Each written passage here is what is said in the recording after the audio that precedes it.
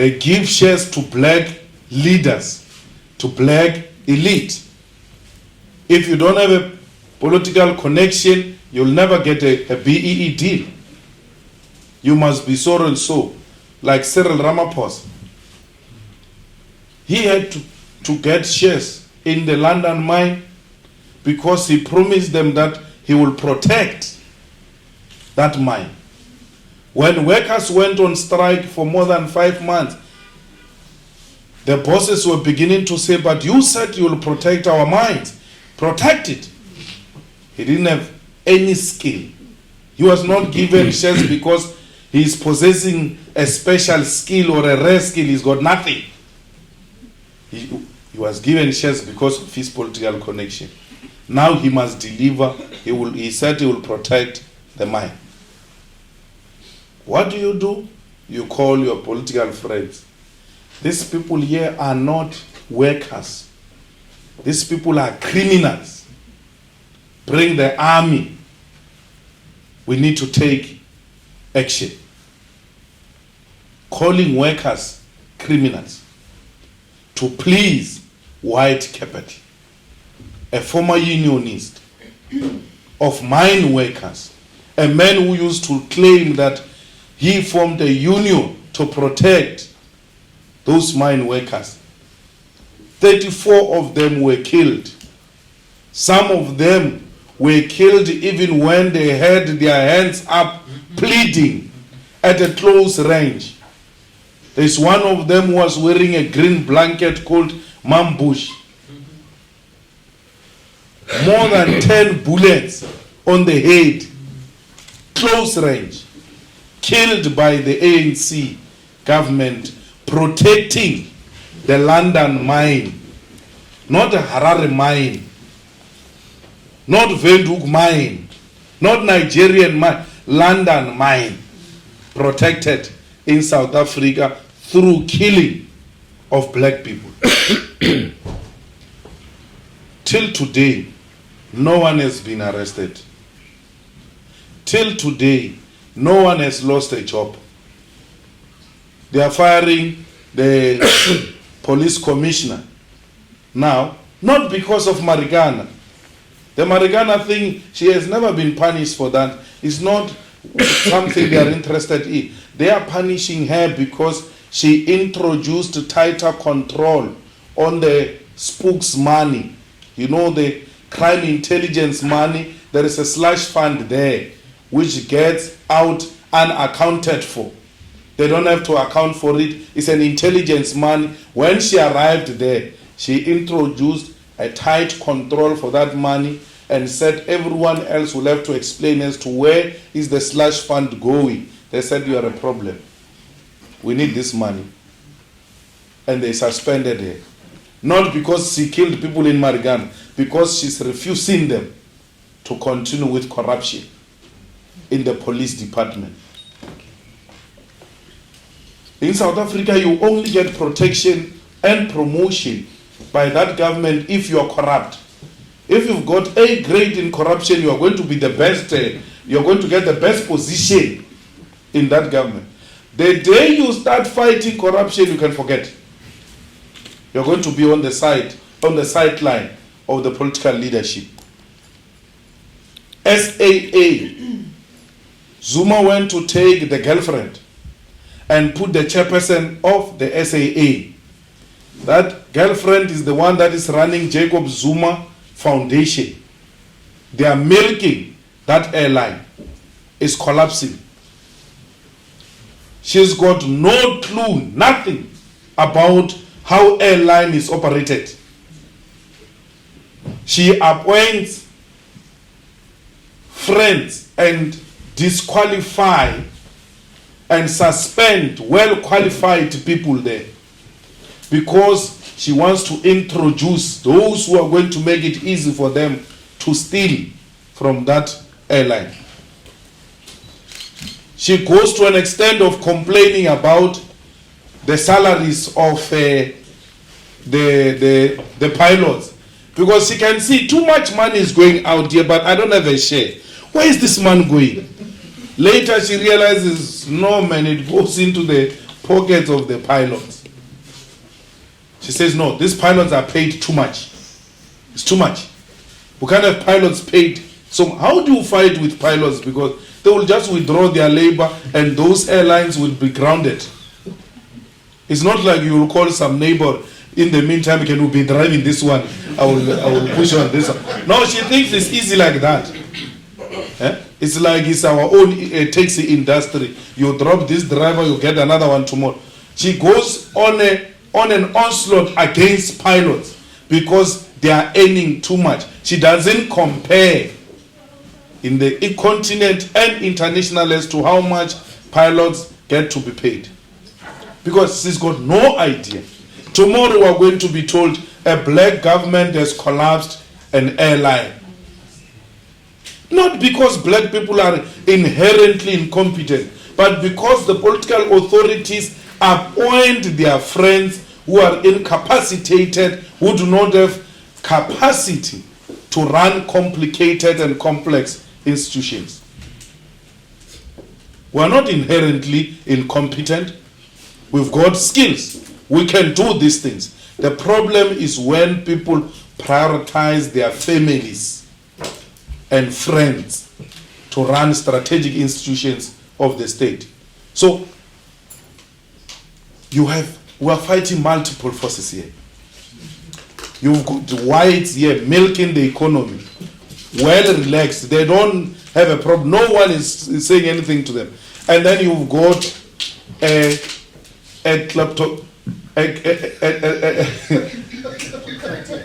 kleptocratic government this side,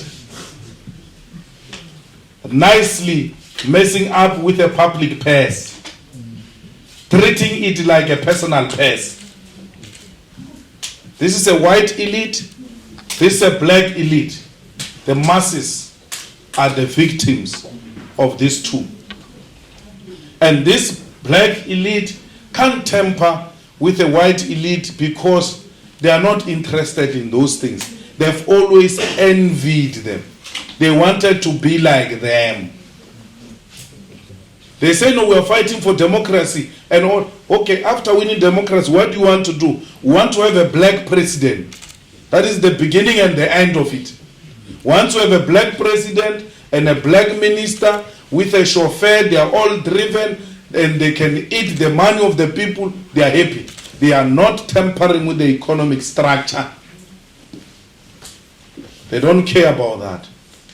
They get big salaries, they get driven around, they address big meetings, doors get open for them.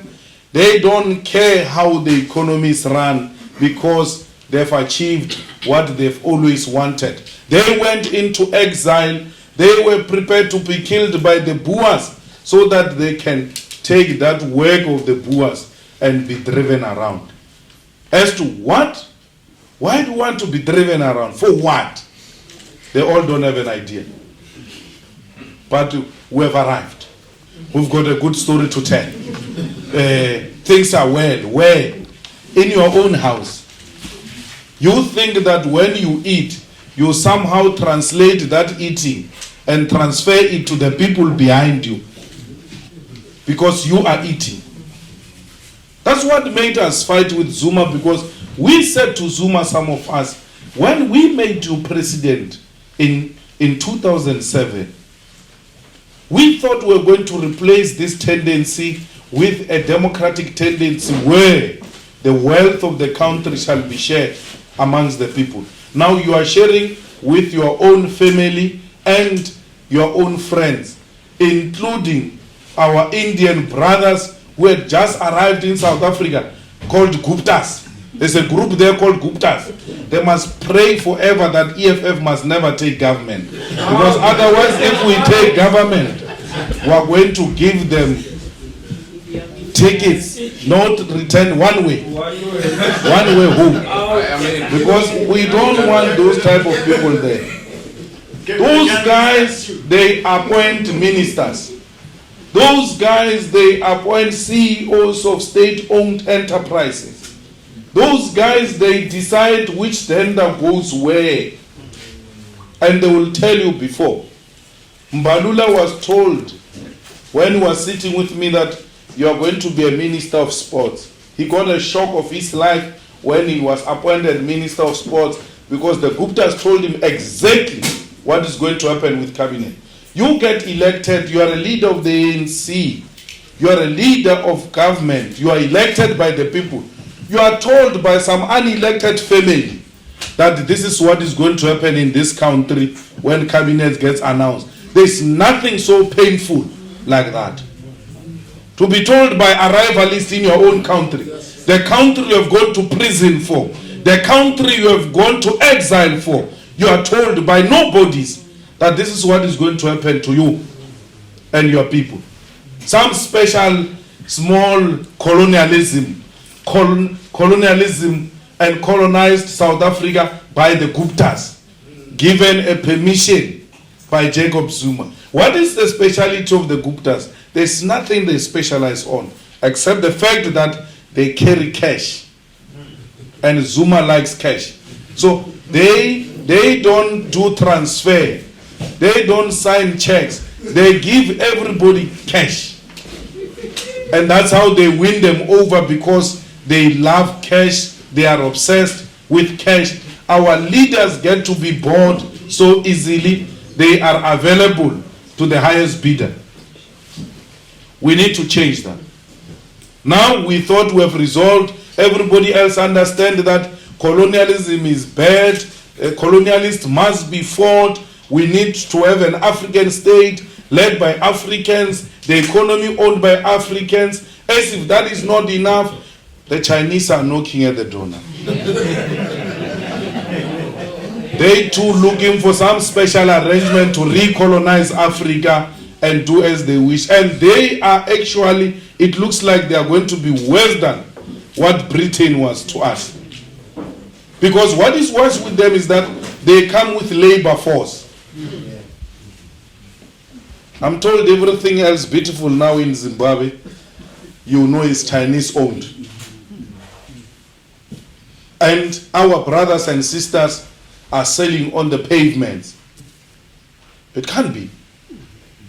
It can't be. We are looking for new markets. Yes, we are looking for new partners. We are looking for new investors. But let it be done through our own terms as Africans, and not through the exploitation of our resources and our people by a new colonizer, because this one projected themselves as better than the previous colonizer.